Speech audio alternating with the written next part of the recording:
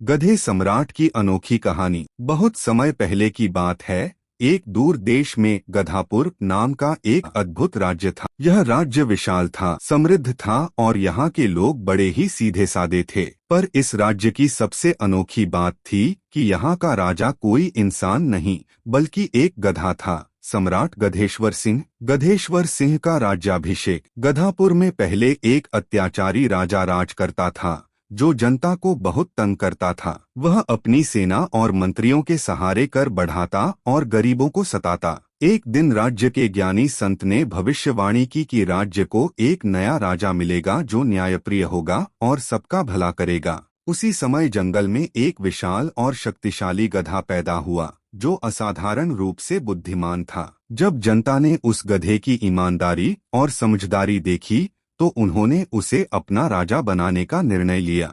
अगले ही दिन पूरे गधापुर में ढोलनगाड़े बजाए गए और गधे का भव्य राज्याभिषेक हुआ। इस प्रकार गधेश्वर सिंह सम्राट बन गया। सम्राट गधेश्वर का न्याय। राजा बनने के बाद गधेश्वर सिंह ने सबसे पहले भ्रष्टाचार खत्म किया। उसने नए नियम बनाए कि जो भी मंत्री या व्यापारी जनता का शोषण करेगा उसे तुरंत दंड दिया जाएगा। खास बात यह थी कि राजा स्वयं मामलों की सुनवाई करता था।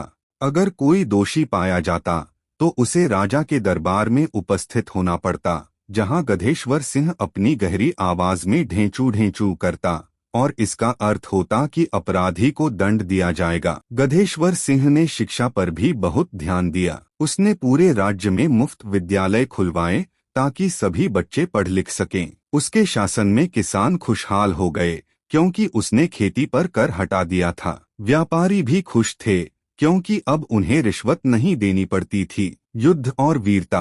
एक दिन पड़ोसी राज्य शेरगढ़ के राजा को खबर मिली कि गधापुर में एक गधा राजा राज कर रहा है। उसने इसे अपमान समझा और गधापुर पर आक्रमण करने की योजना बनाई। जब गधेश्वर सिंह को यह पता चला तो उसने तुरंत अपनी सेना तैयार की। युद्ध के मैदान में गधेश्वर सिंह स्वयं अपनी सेना का नेतृत्व कर रहा था। उसने अपनी चतुराई और साहस से दुश्मनों को चारों ओर से घेर लिया।